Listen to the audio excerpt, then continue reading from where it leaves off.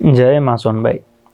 સમસ્ત બારાડી ચારણ સમાજને એક હૃદયપૂર્વક આમંત્રણ પાઠવવા માગું છું કે આ શ્રી સોનબાઈ માની પ્રેરણાથી, આ શ્રી સોનબાઈ માની ઈચ્છા શક્તિથી અને આ શ્રી સોનબાઈ માના વિચારોને અમલ કરી સમસ્ત બારાડી ચારણ સમાજ સાથે મળીને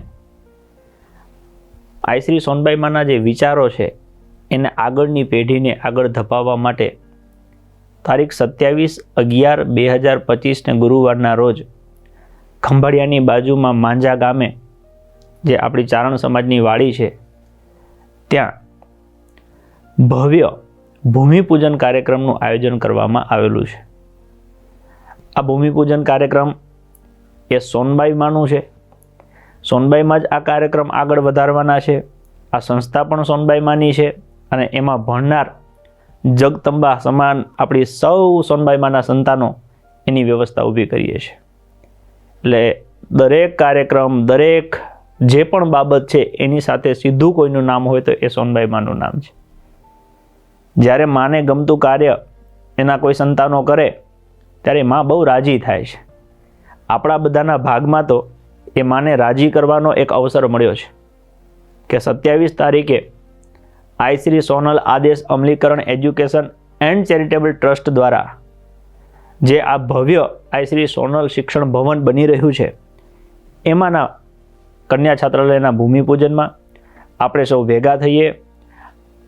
આઈમાં સોનબાઈમાજી કહેતા હતા ચારણ એક ધારણ, તો બધાય ચારણો, બધા ભાઈઓ ભાંડુ ભેગા થઈ અને આ ભવ્ય ભૂમિપૂજન કાર્યક્રમમાં ઉપસ્થિત રહી સવારે 9 થી 12 માતાજીઓના આશીર્વચન, 12 થી 1 ભૂમિપૂજન અને દાતાઓનું સન્માન, 1 થી 3 ભોજન, 3 થી 5 આપણી દીકરીઓ જે સરકારી નોકરી કરે છે એનું સન્માન, એમનું પ્રવચન, ભણેલી દીકરીઓનું સન્માન અને પછી 5 થી 7 ભવ્ય આપણો જે દેવીરાસ છે એ લાલ રંગના મેચિંગમાં બહેનો રમતા હોય તો એ અદ્ભુત જે આમ કહેવાય ને કે ખુદ સોનબાઈ માની હાજરીમાં, ઉપસ્થિતિમાં આ આખો કાર્યક્રમ થતો હશે એવો આપણને સૌને ભાસ થવા જઈ રહ્યો છે.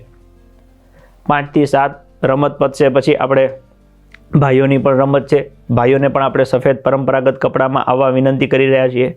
આ ઉપરાંત 7 થી 9 જમણવાર અને પછી 9 વાગ્યા પછી રાજભા ગઢવી, વિજયભાઈ ગઢવી અને તમામ આપણા સારા કલાકારો છે જે પોતાની વાણી પવિત્ર કરવા આ કાર્યક્રમમાં ઉપસ્થિત થવાના છે.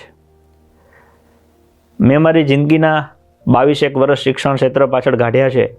મને સોનબાઈમાં પ્રત્યે જે ભાવ છે એ ભાવ આઈમાં જે પ્રમાણે સમાજમાં શિક્ષણનો પ્રચાર પ્રસાર વધારે થાય એના માટે પ્રવાસ કરતા હતા તો મારી પણ એવી લાગણી છે કે હું સોનબાઈમાને માનું છું. ઓકે, આઈમાંના 51 આદેશ પાળવાનો પ્રયત્ન કરું છું તો એમાંનો આ આદેશ મને સૌથી વધારે ગમે છે કે શિક્ષણનો વ્યાપ કઈ રીતે વધી શકે. એટલે ગામડે ગામડે આપણે ફર્યા છીએ. બારાડીના મોટા ભાગના 1-2 ગામને બાદ કરતા બધા જ ગામોમાં 1 થી 8 સુધીની સ્કૂલ છે.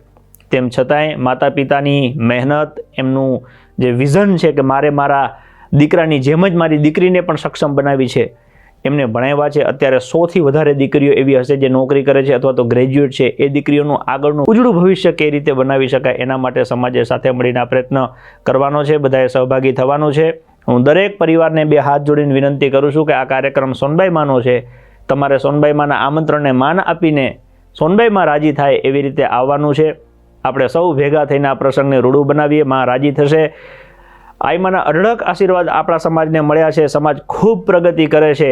હવે એ પ્રગતિને હજી વધારે ફેલાવવા માટે આપણે આ એક પગલું ભરીએ છીએ.